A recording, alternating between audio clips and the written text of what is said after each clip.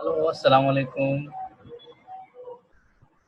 We are going to discuss over the topic sociology. Soon I will share the screen with you. Today is the second lecture, the historical development of sociology.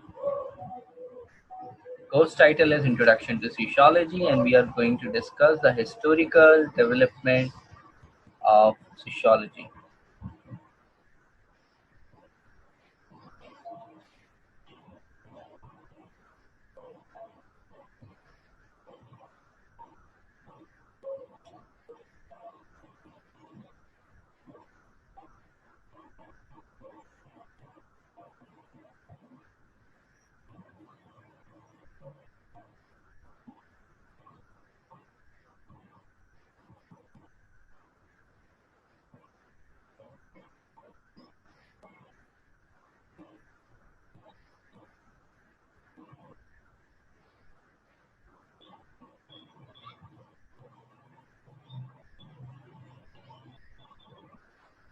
Okay, let's begin the topic.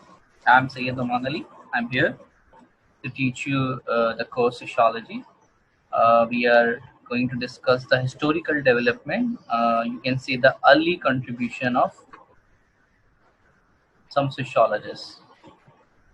So, before going toward the we going to proceed, we have to be take some overview over the topic.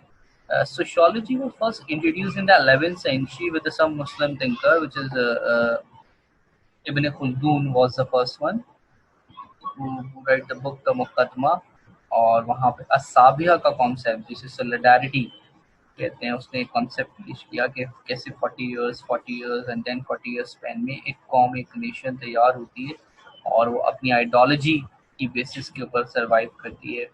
अच्छा, अगर वो कहते हैं कि अगर कोई nation कोई कौम अगर साइकोलॉजिकली तौर पे डिफीट कर जाए तो वो फिर कभी कामयाब नहीं होती। और इसी तरीके से अगर वो कोई सरजमीन हार जाए लेकिन अगर वो साइकोलॉजिकली या आइडियोलॉजिकली तौर पे हार नहीं मानते तो फिर एक वक्त आता है कि वो दोबारा से राइज हो जाती है।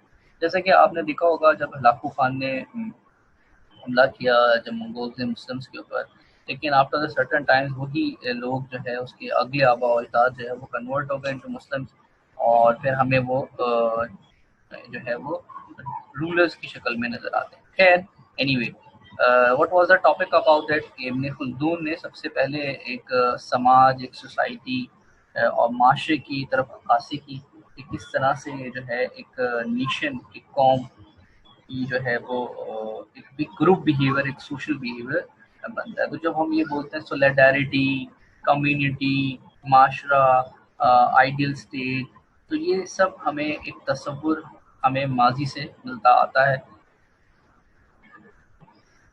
19th सेंचुरी में इस सब्जेक्ट को प्रॉपरली ऑगस्टे कॉम्टे ने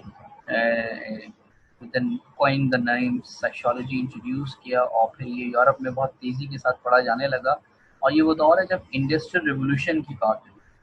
इंडस्ट्रियल रिवोल्यूशन में जब मशीनों का इस्तेमाल हुआ और बहुत कुछ सब टेक्नोलॉजिकली अपडेट होना शुरू हुआ तो दुनिया में बड़े बड़े हमें वही दौर है जब बदलाव हमें नज़र आए।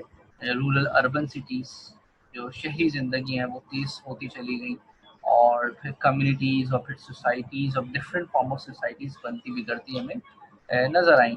जैसे कि हम एज में देखते हैं कि स्टोन एज से फिर चलते चलते हम एक इंडस्ट्रियल एज और फिर आज के ज़माना जो पोस्ट इंडस्ट्रियल एज में हम दाखिल हो चुके हैं। इसी तरह रिवोल्यूशन की बात करें तो फ्रेंच रिवोल्यूशन, अमेरिकन रिवोल्यूशन की बड़ी अहमियत है। इससे सोसाइटी में एक फ्रीडम, ऑटोनॉमी, लिबर्टी के नारे लगे। फिर डेमोक्रेटी जैसी जैसा एक नया कॉन्सेप्ट आया न पुरानी सोसाइटीज़ में फ्यूडल सिस्टम और डिफरेंट सोसाइटीज़ हमें नज़र आती हैं।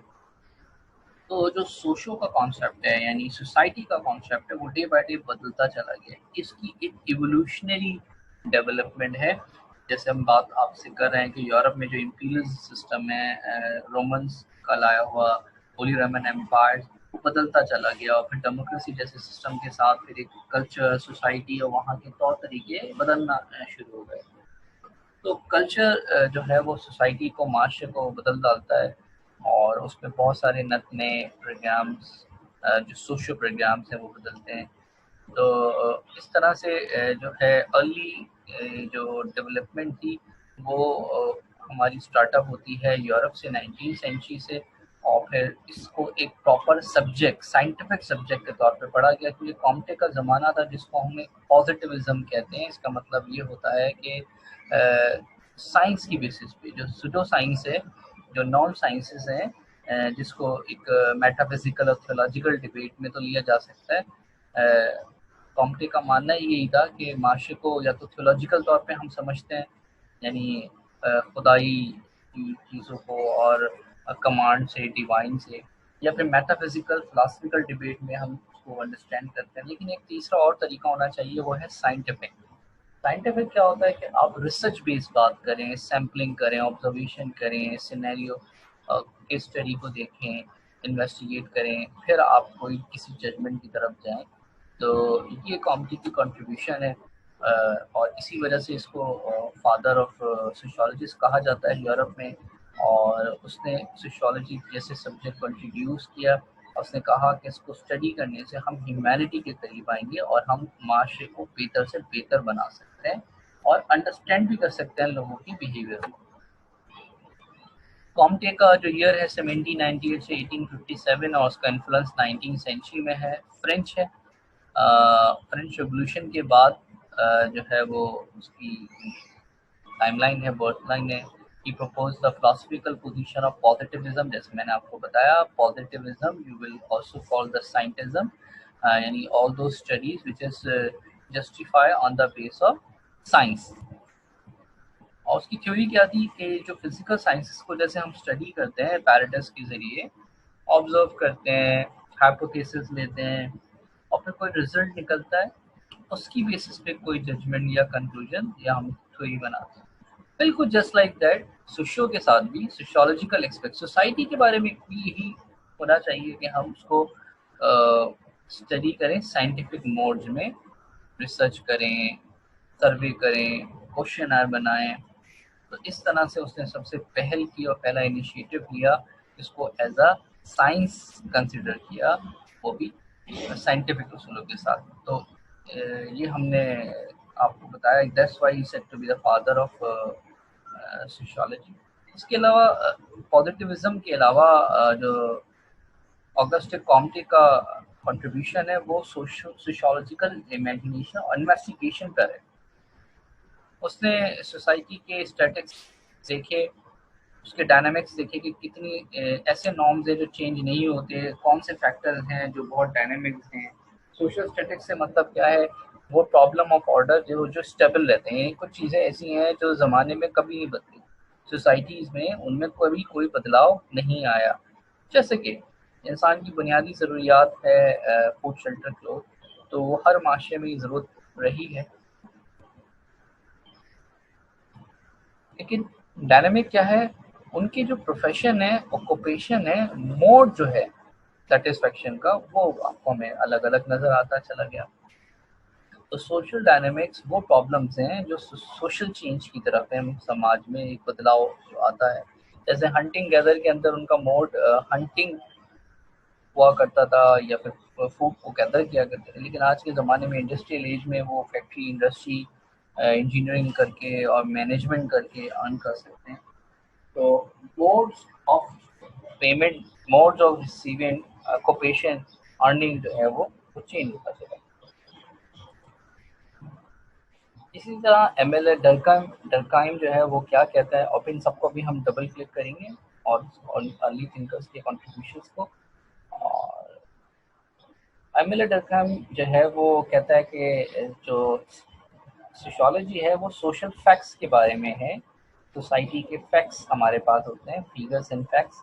और फिर उसने ऑर्गेनिक सोलिडारिटी के बारे में बताया कि specialized system must function as integrated as a whole, यानी ये जो पूरा माशरा है, सोसाइटी है, ये एक दूसरे के साथ इंटीग्रेट हुआ हुआ है।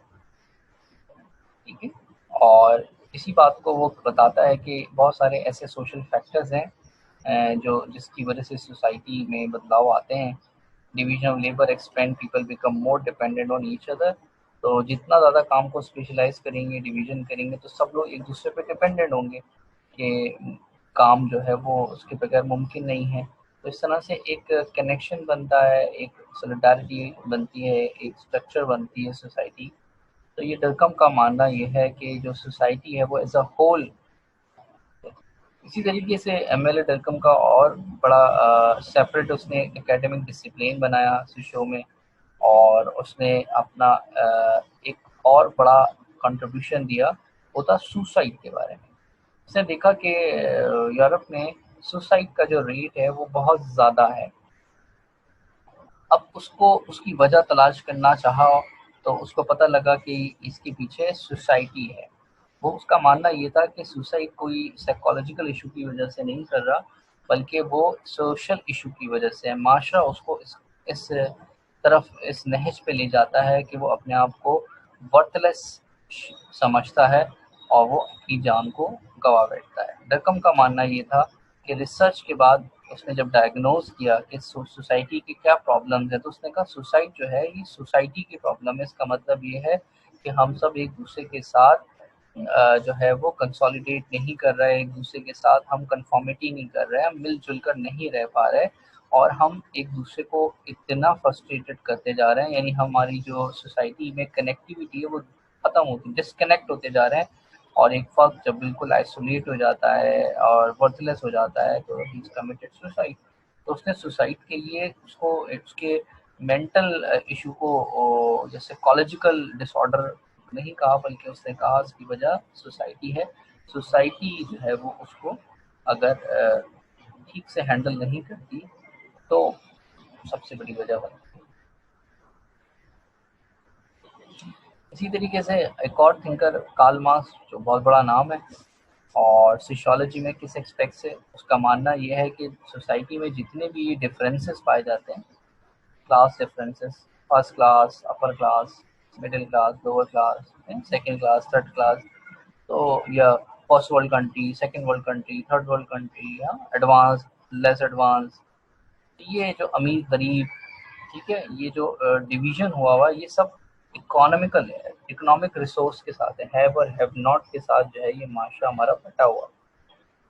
और जितने भी सोशल चेंज आते हैं इकोनॉमिक्स में, उसकी वजह जो है वो ये इकोनॉमिक वॉर है, इकोनॉमिक रिसोर्सेज की वॉर है। तो कहते हैं सोसाइटी तो एग्जिस्ट ही कब करती है, जब ये क्लास डिफरेंस मौजूद होंगे। और उसकी वजह वो कहता है कैपिटलिज्म है। कैपिटलिज्म ही कॉन्फ्लिक्ट क्रिएट करता है, अमीर अमीर तर, गरीब गरीब तर। और जो रूलिंग क्लास है वो वर्कर्स को अपने जो बॉर्जर्स क्लास है वो अपने पीसेंट को, मजदूरों को एक्सप्लॉइट करती है, और उनको ओवरकम करने की कोशिश करती है, उनकी लेबर को।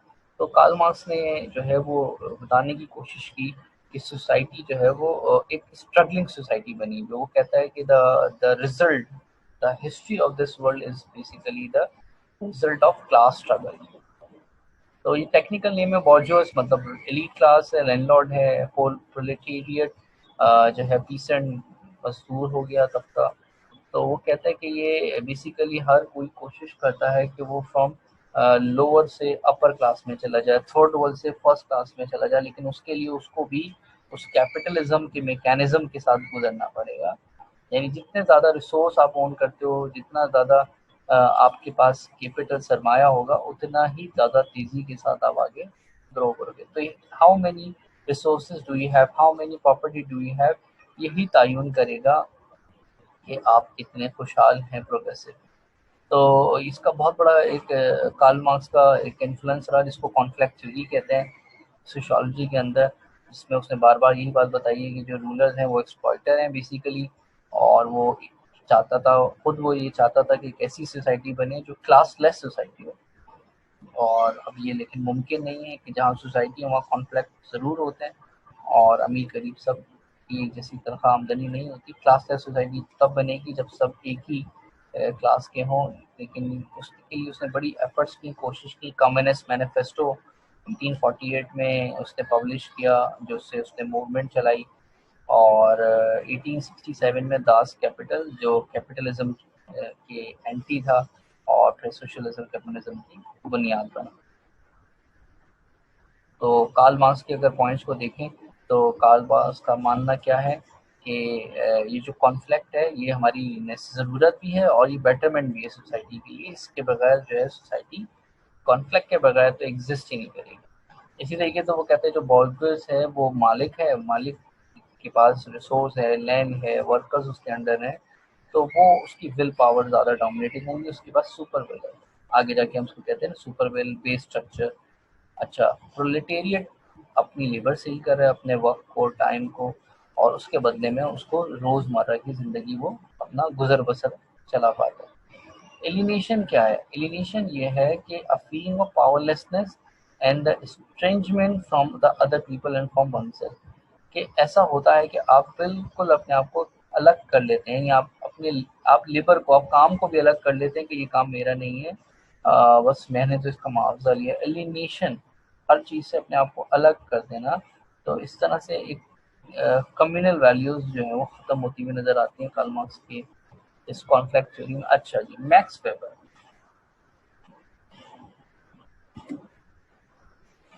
मैक्स वेबर जो है वो ब्यूरोक्रेसी के आइडियाज़ को डेवलप करता है, और वो कहते हैं कि सोशल चेंज में सबसे बड़ा फैक्टर अगेन इकोनॉमिक फैक्टर है, मगर उसके साथ साथ आइडियाज़ एंड वैल्यूज़ भी बहुत ज़्यादा मैटर करती हैं, और ये फिक्स स्ट्रक्चर होनी चाहिए, मतलब इनमें रिजिडिटी और चेंज ना हो। अब सोसाइटी, एक आइडियल सोसाइटी आपने सोची, तो आइडियल सोसाइटी में कौन कौन से इंग्रेडिएंट्स होने चाहिए, आपने वो सब एक क्राइटेरिया बना लिया। अब आप उसी आइडियल स्टेट को ढूंढे बनाएं। Society become more efficient but poses problem for democratic participation. तो मार्क्स वेबर ने जो है रिलीजन को सोशल चेंज की वजह बनाई। उसने एग्जांपल दिया है प्रोटेस्टेंट की, जो कैथोलिक के बिल्कुल अपोजिट थे, कैथोलिक ऑर्थोडॉक्स के, जो कि सेक्युलर भी हैं और रिलीजियस डोमिनेशन को कम करते हैं। और वो रीज़न दे रहे हैं कि ये सब कैपिटलिज्म की वजह से। अच्छा, जर्मनी में मैक्स वेबर पैदा हुआ, जर्मन है तो इन्हें यूरोपियन कंट्रीब्यूशन हो गई।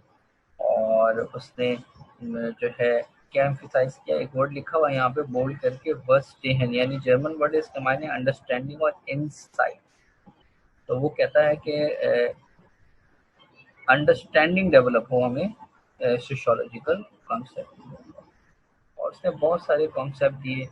और अंडरस्टैंडिंग, उसमें एक आइडियल टाइप का कॉन्सेप्ट दिया। आइडियल टाइप का मतलब ये होता है कि हम एक मॉडल बनाएं और उस पे हम फॉलो करें, एक आइडियल स्ट्रक्चर बनाएं कि ये हिरार्की है, ये इसको फॉलो करेगा, ये इतना टाइम होगा, ये इसकी डेडलाइन है, और उसके अकॉर्डिंगली फॉलो करें। तो ये इसका मैक्स स्ट्रक्चर है। मैक्स कहता है, इसलिए इसको ब्यूरोक्रेटिक मॉडल कहते हैं, कि आप कहें कि नहीं ये पोजीशन है, ये काम ज़रूरी है, अगर आप नहीं करेंगे तो कोई और काम करेगा। बेसिकली हमने आपसे ताल्लुक नहीं, हमें तो इस काम की इम्पोर्टेंस एंड वैल्यू है। तो ये ब्यूरोक्रेटिक स्ट्रक्चर है जो सारे कामों के साथ कनेक्ट होता है एक दूसरे के साथ। अच्छा जी, इसी तरीके से इसने अपना the Protestant ethics and the spirit of the capitalism में ये कंट्रीब्यूट किया। और हर्बर्ट स्पेंसर जो चार्ल्स डार्विन का स्टूडेंट रहा है, और ये सर्वाइवल ऑफ द फिटेस्ट आपने सुना होगा, जो डार्विन की थ्योरी से। हर्बर्ट स्पेंसर ने इसको इस तरह से प्रेजेंट किया कि जितनी भी सोसाइटी में लोग नज़र आ रहे हैं, तो ये आप देखेंगे बेसिकली एक तरह का एवोल्यूशन है। ताकतवर आगे बढ़ता जा रहा है, कमज़ोर पीछे रहता जा रहा है। तो जिसमें सर्वाइवल की जंग लड़ने की ताकत हो, अपनी बका की जंग लड़ सके। अब सर्वाइवल के लिए आपको पता है सबसे पहली तो इकोनॉमिक रिसोर्स है, माशी तौर पे सर्वाइव करना है। आइडियोलॉजी को अपनी बरकरार रखे, हो सकता है आइडियोलॉजी उसकी जो है साथ ही खत्म हो जाए। ठीक है, तो हर्बर्ट स्पेंसर का कहना है कि जो सोसाइटी है वो इवॉल्व हो रही है। ठीक है, इवॉल्व हो रही है, और नेशन वो स्टेट वो कॉम रह जिंदा जो अपनी सर्वाइवल की बका की जंग कर सकते हैं। हर्बर्ट स्पेंसर ने पहली सोशियोलॉजी का टेक्स्ट प्रोड्यूस किया जिसका टाइटल है प्रिंसिपल ऑफ सोशियोलॉजी, और उसने कॉन्सेप्ट जो दिया वो सोशल डार्विनिज्म था। कि इंसान किस तरह से डार्विन की थ्योरी को उसने अप्लाई करा। और वो जो आइडिया है सर्वाइवल ऑफ द फिटेस्ट का, उससे मुराद ये है कि people who could not compete पर purely adopted the environment and inferior. तो जो लोग कम्पीट नहीं कर पाते वो इस एनवायरनमेंट को क्या करते हैं, अडॉप्ट कर लेते हैं। चार्ल्स डार्विन का idea survival of the fittest को हमने बताया कि हर्बर्ट स्पेंसर ने सोशल डार्विनिज्म का नाम दिया। और फिटेस्ट से मुराद हमारी क्या है, जो सोशल रिफॉर्म्स आते हैं, तो वही आइडिया सर्वाइव करेगा जो ज़्यादा बेटर होगा। तो हर्बर्ट स्पेंसर ने सोसाइटीज़ को एक लिविंग ऑर्गेनिज्म का, और वो कहता है कि ये जो सोसाइटी के सारे कंपोनेंट्स हैं ये बहुत इम्पोर्टेंट है, और ये सब एक दूसरे के साथ इंटर डिपेंडेंट है, और ये सब कंट्रीब्यूट करते हैं किस लिए, सर्वाइवल के लिए, एक दूसरे के सर्वाइवल। तो उसका समअप अगर हम करें तो ड्रकम ने क्या कहा, उसने हमें ऑर्गेनिक सॉलिडारिटी की बात की। उसने कहा डिवीजन ऑफ लेबर जितना होगा उतना हम सबका एक दूसरे के साथ एक कनेक्शन बढ़ेगा, तो एक ऑर्गेनिक सॉलिडारिटी है। और जो है बहुत सारे सोशल कॉन्स्टेंट हैं जिसकी वजह से जो है वो सोसाइटी वेरी करती है। मार्क्स का कहना क्या था कि जितनी भी डिवीजन है ये सब कैपिटलिज्म के वजह से है। और वेबर का कहना ये है कि उसने आइडियल स्ट्रक्चर बनाए और आइडियल स्ट्रक्चर को देख के फॉलो करें। ये टाइमलाइन है।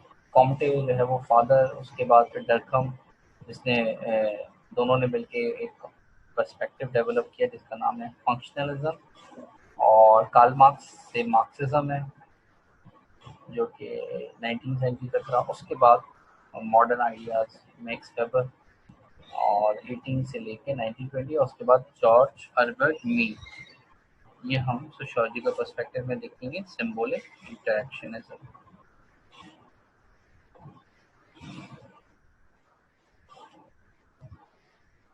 ये हमारे अर्ली कंट्रीब्यूशन है। कार्ल मार्क्स फिलॉसफी में, लॉ में एक्सपर्ट, और दो बुक उसकी पॉपुलर हैं, एक तो दस कैपिटल और एक उसने कम्युनिस्ट मैनिफेस्टो, जो कि उसके कम्युनिस्ट रेवोल्यूशन का सबब बना।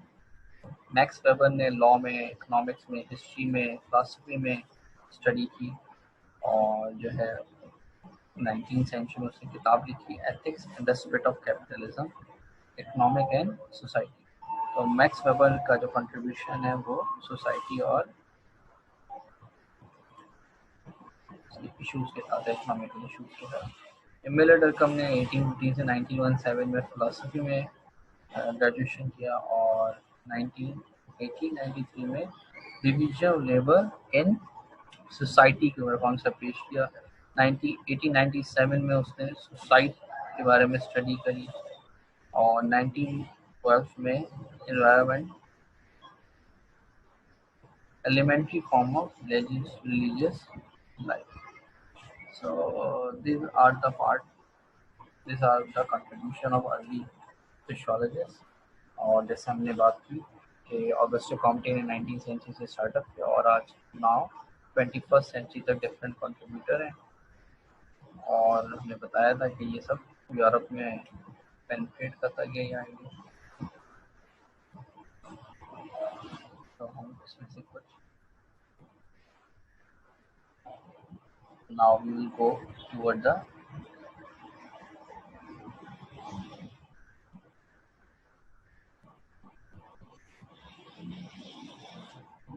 अब हम कुछ रीडिंग की तरफ चलते हैं।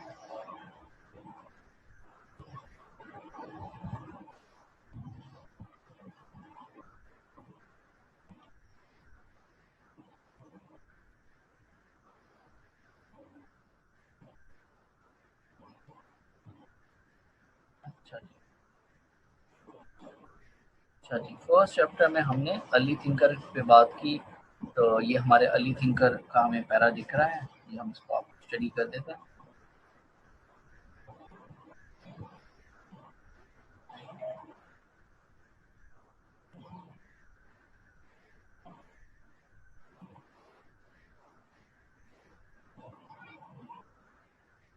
Okay fine. August Comte France में 19वीं सेंचुरी में, और फ्रेंच रेवोल्यूशन के बाद, नेपोलियन बोनापार्ट के डिफीट के बाद जब यूरोप को कंक्यूर करता है, तो फिलोसोफर एक इंटेलेक्चुअल डेवलप होता है और सोसाइटी को इम्प्रूव करना चाहता है। उसका नाम है ऑगस्टे कॉम्टे।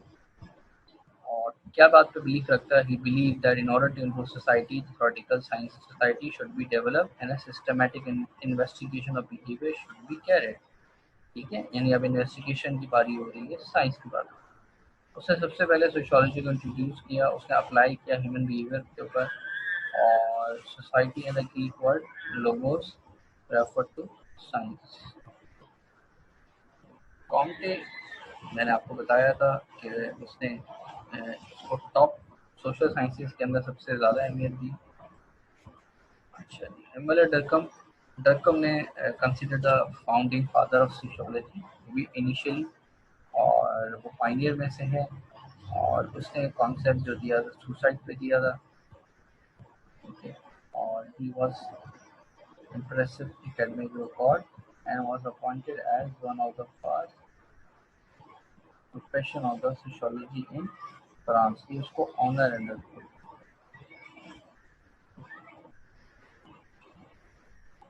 इसी तरीके से धरकम के बाद हमें max weber, Germany, again European है, 64 to 1920, और उसने ग्रेजुएशन किया सोशियोलॉजी में, प्रोफेसर बना वो, और उसने डिफरेंट यूनिवर्सिटीज़ में पढ़ाया। और वो क्या पढ़ाता था? वर्स काहिन, यानी अपने स्टूडेंट्स को क्या समझाता था वो? ही टीचर्स अबाउट।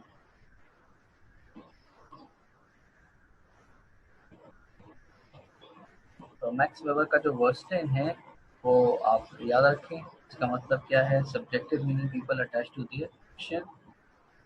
और आइडियल स्टेट की बात की, आइडियल टाइप की बात की, और चाहता है कि आइडियल टाइप क्या है कि एक ऐसा कॉन्सेप्ट जिसमें family, religion, authority, economical institution, और उससे फिर वो एक ऐसा ही ब्यूरोक्रेटिक स्ट्रक्चर बनाए ताकि कभी किसी के जाने से या किसी एक की वजह से नुकसान ना पहुंचे। ओके, कार्ल मार्क्स के सामने, कार्ल मार्क्स क्रिटिक करता है सोसाइटी के कन्वेंशनल के ऊपर। ठीक है, और फ्रेडरिक एंगल्स का दोस्त जो उसके साथ 10 कैपिटल कंप्लीट करता है, और मार्क्स कहता है कि गुर्बत था, बहुत सही है सारी बात बिल्कुल। मार्क्स का जो एनालिसिस है सोसाइटी के बारे में वो ये है कि सोसाइटी दो हिस्सों में डिवाइड होती है, एक बॉर्डर, दूसरा प्रोलेटेरिएट। यानी एक तरफ माँ, एक तरफ मुल्क, यानी एक तरफ आपके लैंडलॉर्ड ओनर, दूसरी तरफ आपके पास जो है वो मुनाफा पैसा। तो जिसके पास जितने रिसोर्स होंगे, हैप होगा, उतना ज़्यादा वो, जिसके पास लो कैश होगा। तो मार्क्स का इन्फ्लुएंस हमें इकोनॉमिक्स नहीं बल्कि सोशियोलॉजी में भी नज़र आता है।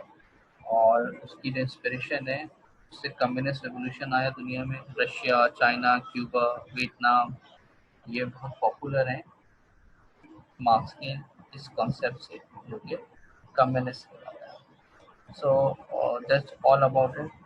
Hope we meet in the next session.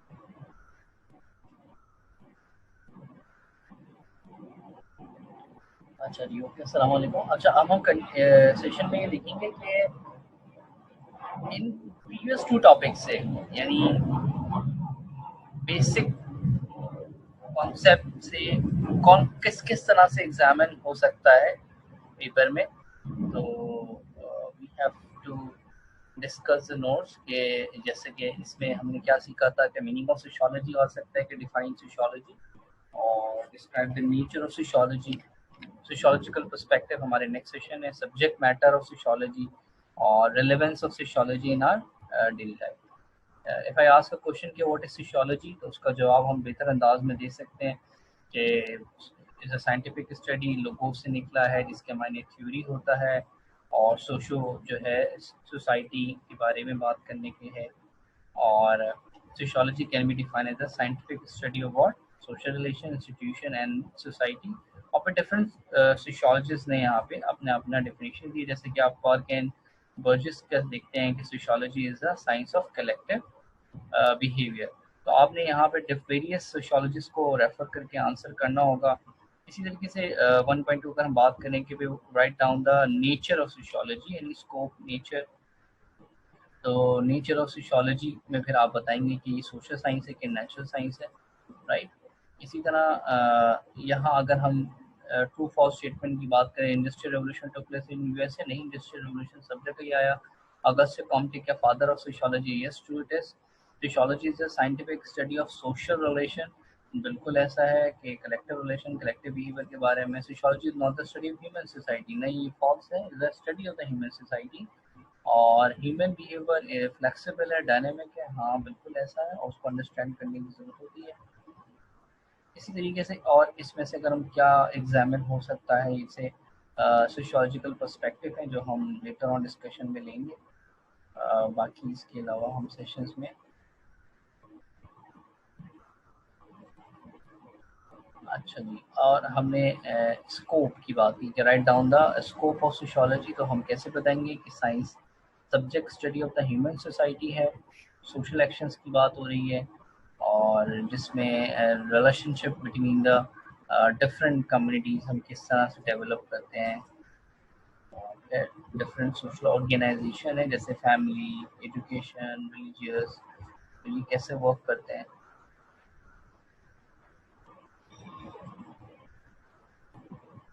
तो हमारा जो सवाल है वो क्या बना कि what is the scope of sociology, what is the subject matter of sociology. If you want to write it down, what is the subject matter of sociology और how we can relevant the sociology in our daily life.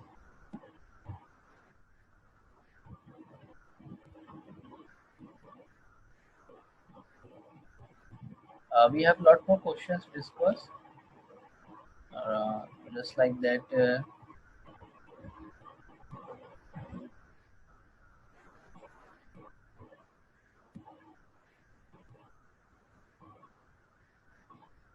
yes, from the basics of sexual sociology. Here's a question. Here are some questions to discuss. ये हमारा content है। तो हमने क्या understand किया कि understanding of sociology subject matter देखा हमने, और ये is an introduction. Write down the definition of sociology, उसमें आप ये डेफिनेशन दे सकते हैं कि साइंस ऑफ सोसाइटी है, साइंटिफिक स्टडी ऑफ सोसाइटी है। और सब्जेक्ट मैटर की बात करें अगर कि what is the subject matter of sociology, ये हमारे दो क्वेश्चन हैं। चेक के ऊपर बस में आप देख सकते हैं डिफाइन सोशियोलॉजी, ये एक एग्जामिन हो गया। और discuss the subject matter of sociology, तो सब्जेक्ट मैटर क्या है, find the relationship and the co relationship between the various class of social phenomena, society, culture, personality, इनके दरमियान रिलेशनशिप डेवलप करना, उसको स्टडी करना।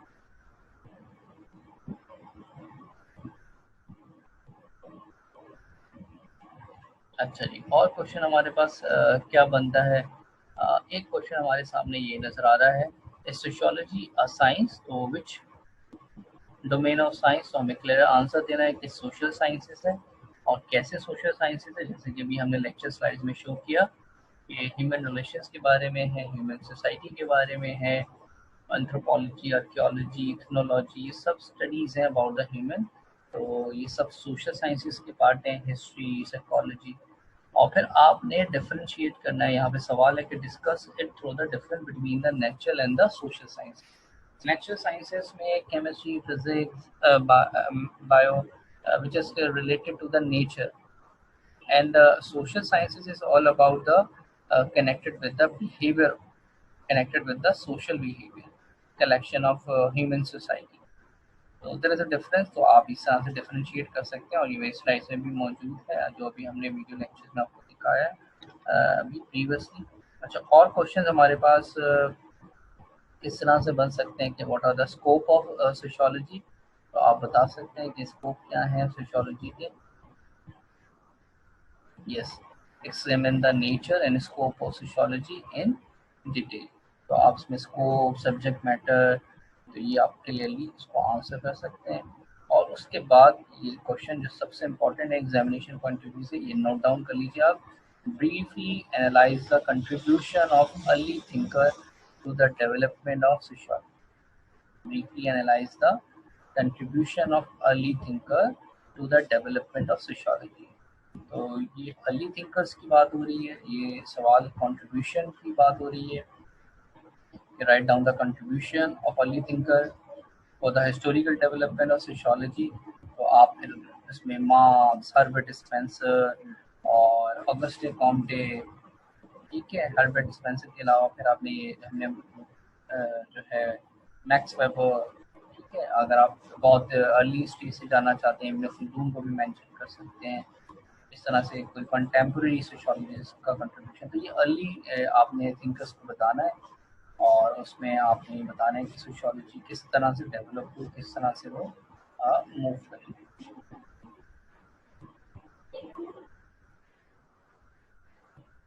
ऑलराइट, अब तक हमने क्या पढ़ा, डेफिनेशन।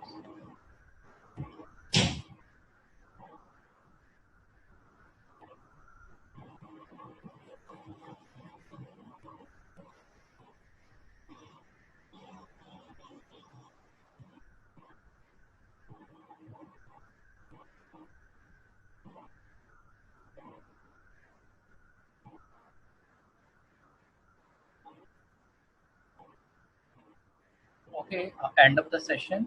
और हमने definition, scope, subject matter, historical contribution और relationship with the social sciences, हमने ये सारा कंटेंट कवर किए हैं। इंशाल्लाह we will meet in the next session with the topic historical perspective for sociology.